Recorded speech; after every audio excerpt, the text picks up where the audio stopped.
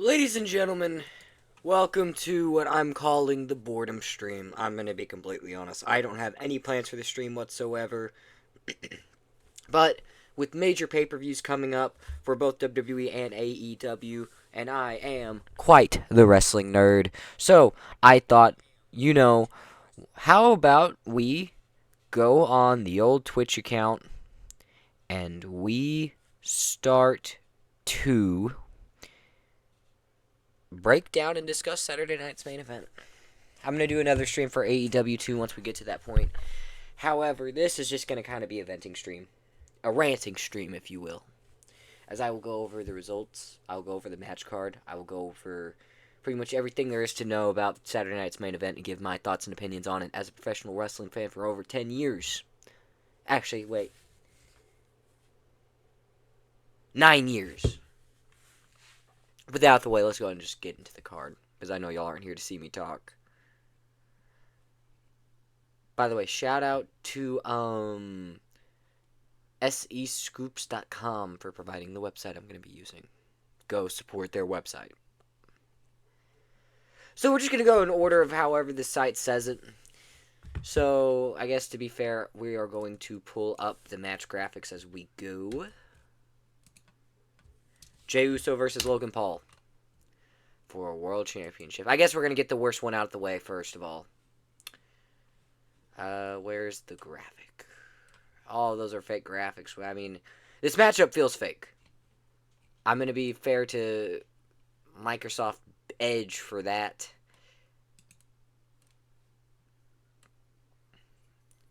Here we go. I don't want your cookies. So, time for my favorite time ever, where I get to rant about my least favorite World Heavyweight Champion of all time in Jey Uso. A man I wholeheartedly believe is by far one of the least deserving, least talented, least charismatic, and worst champions since the Great Khali. And that is saying something. So, why do I think this? I describe Jey Uso as two things. He is what I call a catchphrase wrestler, and he is also a Nepo baby. Let's just be realistic here for a second. If Jey Uso was not related to the Anoa'i family, if he never started using a catchphrase that died in 2016 along with the dab, he would not be anywhere near the world title scene. I think Jimmy Uso is the better Uso. I think Jey Uso is one of, if not the worst member of the Anoa'i family. I think he's one of the least deserving world champions of all time. I genuinely believe that having him beat Gunther at WrestleMania was the worst decision made that night. And I believe by making Gunther tap out, you have killed his career. I'm going that far because that's how much I hate Jey Uso. And standing across from him, Mr. I'm not allowed in Japan anymore. The wannabe boxer, social media megastar turned professional wrestler, Logan Paul. I don't think I need to say much about Logan Paul because my thoughts on Logan Paul pretty much line up with 90% of the populations. That is, I think he's a talented wrestler. I think he's a talented star. But I cannot put aside my personal hatred for him. I will give him credit where credit's due. He's an alright wrestler in the ring. But he is such a god-awful human being. Preying on the minds of the young kids who follow him. Breaking so many moral compasses to get to the top. I don't even know what else I can add to the topic that has not already been said about Logan Paul. And that is, he's simply a piece of human garbage. Now, who do I got winning this matchup? Jey Uso. As much as I hate Jey Uso to death, I would rather have Jey Uso as a world champion and have an unbearable wrestler as a world champion than have Logan Paul as a world champion. I never want to see Logan Paul hold the world championship in WWE. Why? He's a part-timing wannabe superstar. He single-handedly killed the United States Championship and the run it was going on. Because we went from Bobby Lashley, Austin Theory, Finn Balor, Damian Priest, Seth Rollins, LA Knight. Actually, scratch that. LA Knight beat Paul for the U.S. Championship. He did not have a reign before that. My apologies. But we were on such a hot streak of United States Championship.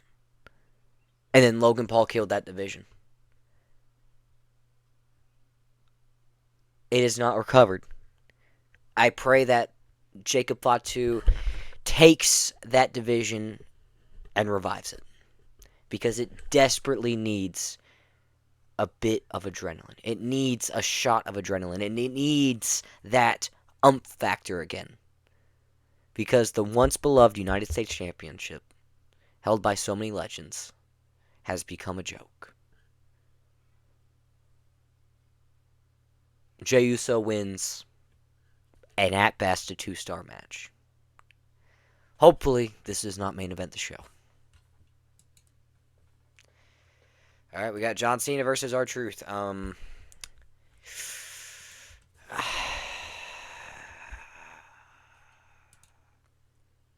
I'm pretty sure this is a non-title matchup. Saturday night's main event, Cena will be...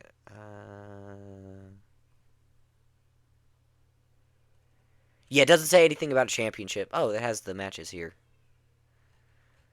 Alright, we'll just go from here. Stop it. Yeah, get that out. Get that out of here. Okay. So, let's start off, I guess, with my opinions on John Cena's world title run so far. I think it's been underwhelming. I think this last run has been a bit underwhelming. I don't know what I expected. I guess nostalgia blinded me for a bit. I thought Prime Super Cena was coming back, but I guess that was on me for having my expectations up too high. I'm going to start off by talking about one of my least popular opinions of modern wrestling, and that's John Cena being intentionally bad for the sake of a storyline. Because of that one, you get nothing line. And if that's the case, and if Cena's really holding back just to take away wrestling from the fans, I think that's one of the stupidest decisions you could ever make. You have John Cena, the megastar, having one final hurrah in the WWE. And you have him go 25% because he turned heel.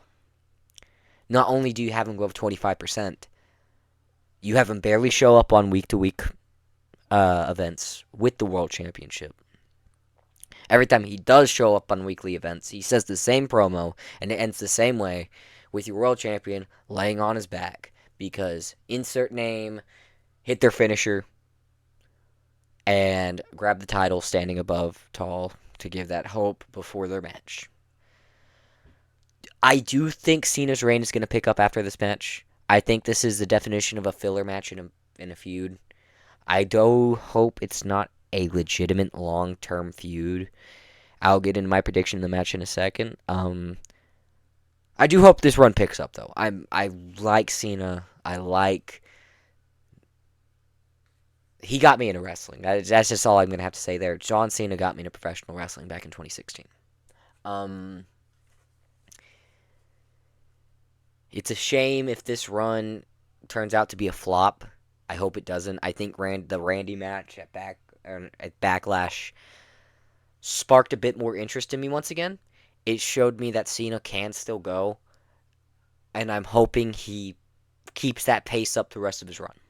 Because if every segment, every match was that same quality as that last Randy Orton match, well, we're in for a treat. But as for this storyline, I always take issue when they turn jokes into legitimate feuds. I always thought the stuff with John Cena being R-Truth's hero, even though Truth is like, I think 10 15 years older than Cena. I think that's hilarious. I think it was funny. But now that they're actually playing into it as a legitimate storyline and a legitimate feud, I think it's kind of funny. I think it works for a filler feud as long as it ends at Saturday Night Main Event. I'm not going to dog on it too much. It's been entertaining for what it has been. And you know what? I'm going to give probably the stupidest take of all time. Since this is non-title match. Give me R-Truth by roll up. Have Randy Orton come out, or Cody, distract Cena for a moment. Have R-Truth hit a roll up and get the win. And then on next Friday on SmackDown, title match, Truth versus Cena. Cena kills Truth in like 2 minutes. Then you can kickstart your SummerSlam feud, which I got my money on it either being CM Punk or Cody Rhodes, Part 2. Final prediction, R-Truth wins by roll-up. Why not? I got this being at best a 3.5-star matchup. Hopefully it's better. It's been a funny feud, but I don't think these two are going to have great chemistry. It's reminding me a lot of their Capital Punishment feud back in 2011. Let's just scroll and go from the next match. Eeny, meeny, miny, mo. Catch a tiger by the toe. If it hollers, let it go. Eeny, meeny, miny, mo. The tag team match between Sami Zayn and CM Punk taking on Seth Rollins and Braun Breaker. I'm actually excited for this. I know I've been dogging on WWE the entire stream so far up until this point. And I feel like I have every right to do that. But I'm highly invested in this feud. And I'm saying this as a guy who has not liked WWE since 2018. I have not been a huge fan since 2018. Actually, no, 2020. It was 2020 during the releases. That's when I truly stopped liking WWE. This feud has excited me. Why? Seth Rollins is a faction leader. There's something about this man that whenever you put him in charge of a faction, forgive me, I have a fractured foot, I'm taking off my boot because it's bothering me, that whenever you take Seth Rollins and you make him the leader of a faction, it works wonders. Not only do you have Seth Rollins as the leader, you have Paul Heyman, who is one of, if not the greatest mouth in all of professional wrestling, with one of the most interesting and propelling arguments in all of wrestling right now, with the whole I split off with Roman Reigns because I'm right, he's wrong, I got abused the entire run. For once, I'm going to stand up for myself and not take accountability for this. I'm always the bad guy. This time I'm not. I love that because I can see it. I appreciate that storyline because it's something I've wanted to see for a while. So you have great faction leader, Mr. I can take any faction and make it amazing. The Shield, the Monday Night Disciples with like Murphy and AOP. Like, everything that man touches turns to gold when it comes to factions. And then you have Braun Breaker. Final man in his faction so far. I love Braun Breaker to death. I hope he becomes a world champion in the next 3 years. I think he is the future of WWE. No matter what, how old was Braun Breaker? Let me just look that up really quickly. How old is Braun Breaker? Only 27 years old. Yeah. This man right here. Editing Ethan. Zoom in on this guy's face right here. This man is the future of the WWE. And if they fumble the bag on Braun Breaker, there's no hope for the WWE. I think this faction's going to turn out to be one of the highlights of the year if they do it right. And they'll be taking on the team of CM Punk and Sami Zayn and what I call the generic babyface to take down a heel faction team up. Every faction pretty much starts off with one. Whether you have Team Cena taking on the Nexus all the way back in 2011. You have Nigel McGuinness and Daniel Garcia taking on FTR right now. And there are many examples of just a handful of random babyfaces teaming up to take on the new heel faction. It's usually just kick-started off, they lose, and then they continue their feud. Which is why I confidently have in the match of the night Seth Rollins and Braun Breaker defeating CM Punk and Sami Zayn. This is going to be the very easy match of the night right here. Only match I could see topping it is the steel cage match we will get into in 1 second. But yeah, I'm excited for that. Hopefully it goes well. Let's go ahead and get to the next match. Right here. Another one I'm excited for. The one of two matches I'm excited for on this card, because I don't know the other matches on this card, I don't think. Okay, this is the final match advertised, I think. I thought they had like a women's match added. Well, we'll just go over what they're advertising right now. CM Punk versus Drew McIntyre. Not CM Punk. God, I am so stupid. Damian Priest versus Drew McIntyre. Damian Priest versus Drew McIntyre. Here is a little bit of a hot take for you. I think this feud's been better than Punk. Let me redo that. Here's a hot take for you. I think the Damian Priest and Drew McIntyre feud has been a better feud for match quality, promos, hooking me in than CM Punk versus Drew McIntyre. Now, don't take this as Punk versus McIntyre being bad. No, that was obviously one of the feuds of the year. I just prefer this. I've preferred Priest versus McIntyre. Even all the way back when Priest was world champion, feuding with McIntyre going into Clash of the Castle, I've always thought these two had a natural chemistry. I've always thought that these two are the definition of underrated wrestling soulmates, to where if you put these two together, you are guaranteed an instant classic, a banger.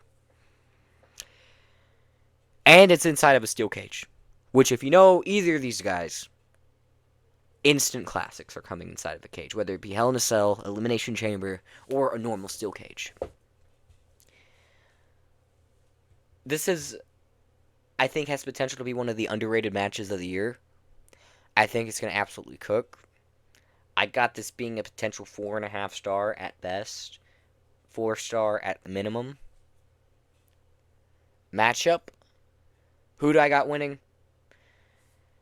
I do think Drew's eventually about to move on to the title scene, probably by Money in the Bank. He needs the momentum. He's coming off of the win at WrestleMania. He lost that 4-way with Fatu, LA Knight, and Priest at a Backlash.